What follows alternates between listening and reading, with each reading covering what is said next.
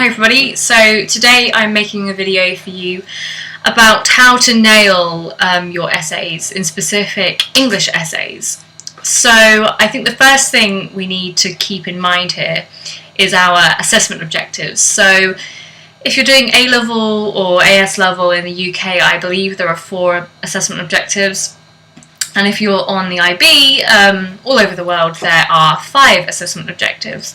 I think just to give you a bit of background as to what I know about English and English literature, I got A stars at GCSE, A in AS level English, and level 7 and 100% in English and World Literature high level on the IB.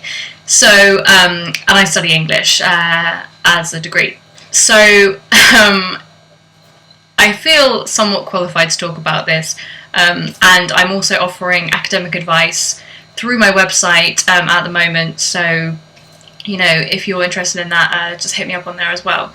So right, first things first, assessment objectives. I think without knowing your assessment objectives, you're going to find yourself in fairly hot water.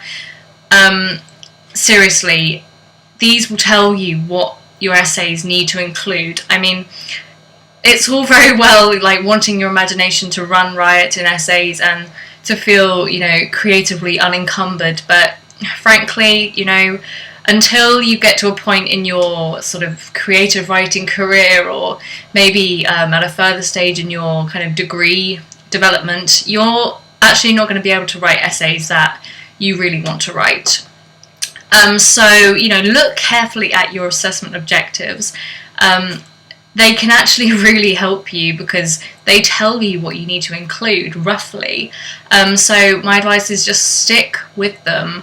I don't know all of them off the top of my head. I'm going to be posting a document or something like that on my website soon.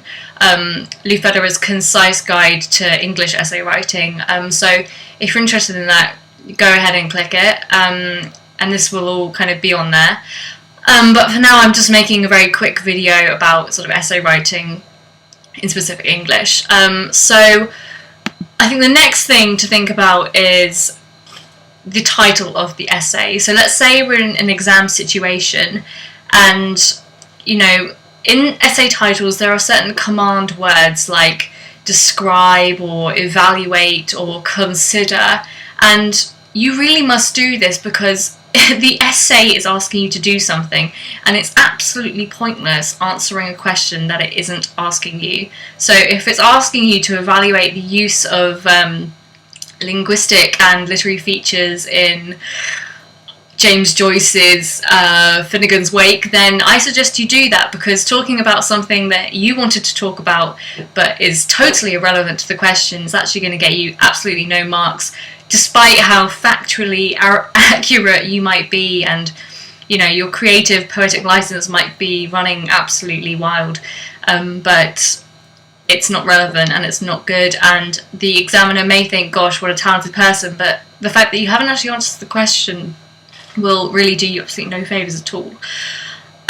So yes, just answer the bloody question, and the best way to go about doing this is to plan your essays.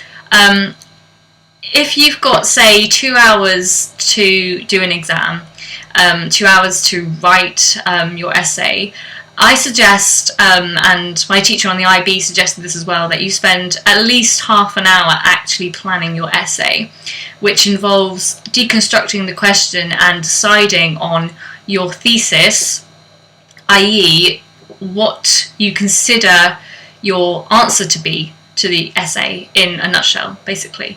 So your thesis, your antithesis, your antithesis, which is kind of a counter-argument that you include in your essay to show that you've seen the question for all the possible angles you could argue, and then your synthesis, your conclusion. So if you follow that kind of general structure pattern of thesis, antithesis, synthesis, then you're actually onto a real good thing.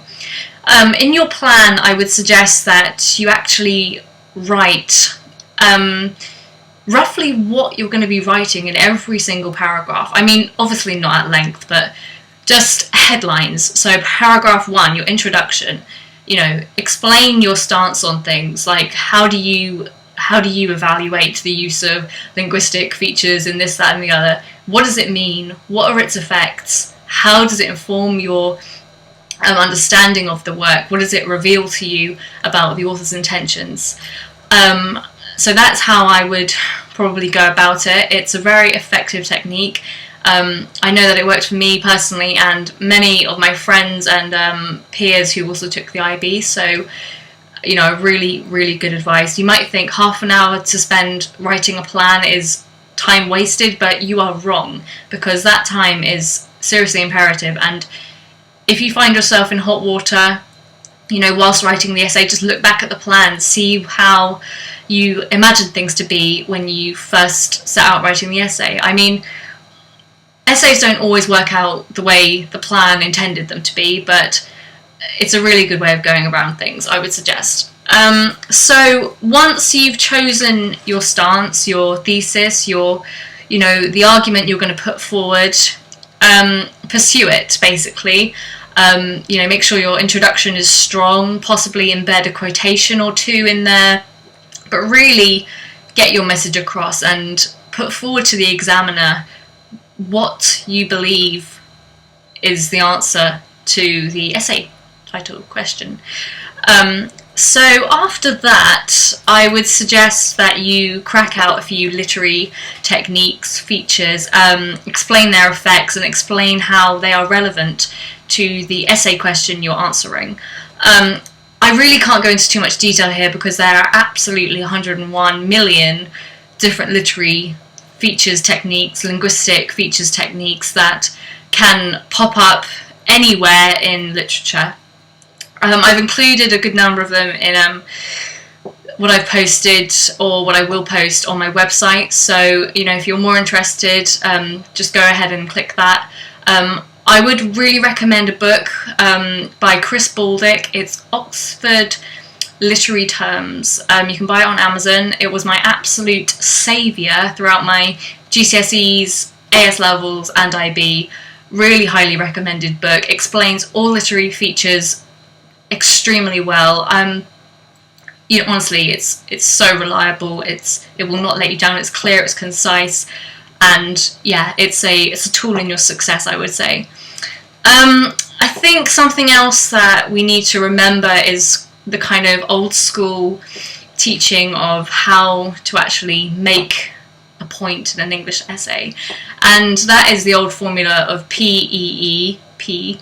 So your point, what you believe is happening in the piece, in the text, your evidence for it, basically embed a quotation that you feel is relevant in highlighting the aspect that you perceive to be occurring, and then the explanation of it and what it means in a wider context about what the author is trying to achieve and what it possibly reveals about the human condition, or any of those kind of like leading themes, those leitmotifs of the work, whatever they might be. I think it's very important to structure your essays really well. There's something called a conjunction adverb, and these are words such as furthermore, however, anyway, besides, words like that, which should begin your paragraphs. So if you're looking for a very strong structure, you should really use those words to foreground the paragraph, really, so that the examiner knows where your essay is really going. So if you're arguing, the counter-argument, you might start the paragraph with conversely, or to the contrary, or contrarily, or something like that. But if you're trying to corroborate your argument, you would use words like in addition, furthermore, or that kind of thing. There are many more creative ones that you can find. Again, I've included a good list of them on the document that I'm going to be posting on the website, so have a look at that. Then I think once you've argued your point, it depends really what the task was in your essay. Was it to compare two texts? Was it to, you know, argue a point using only one text? Are you using poetry? Is it just novels? Is it drama? You know, it really depends on what exam you're taking, actually. But really try and go for gold with your conclusion, your synthesis. Draw it all together in a total golden nugget of wow factor, you know, final stamp of this is my essay, examiner, sort of like pow. Really, you want to be ending on a high. Like in the introduction of your essay, I mean, actually the introduction and the conclusion of your essays should be extremely similar, because in your plan, in the beginning, you think through the essay in its entirety, basically. You know where you're going to start and you know where you're going to finish. And really, you should finish where you began, because you began by answering the question as you saw it. Granted that during the time that you're actually writing the essay, things might occur to you. I mean, I know that when I was writing essays in my past, honestly, the writing process was like having brilliance flooding through the nib of my ink pen. And that sounds really arrogant, but seriously, things just come to you. You get hit by waves of inspiration, and you know, you're sitting in this room of people writing frantically, and you just feel the buzz of it, and it really just inspires your analytical juices, or it did mine. I hope it does to you guys too. So, you know, in your conclusion, it should kind of reinforce things that you said in your introduction. Really just, it shouldn't be too long, actually. I mean, the essay as a whole shouldn't be that long. I would definitely go for quality over quantity. I was never one for writing extremely long essays, you might be pleased to note. Really, I wasn't.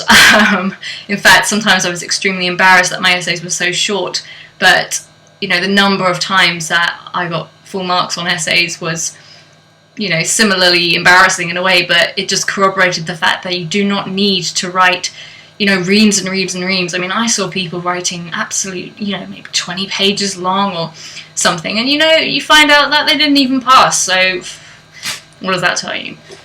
Anywho, so conclusion, extremely important. It's going to be the lasting impression on the examiner, so it needs to be strong and clear, and you need to just, you know, whack out, you know, the best points of your essay and just put them as well as you can, really. I mean, it's very hard sitting here trying to actually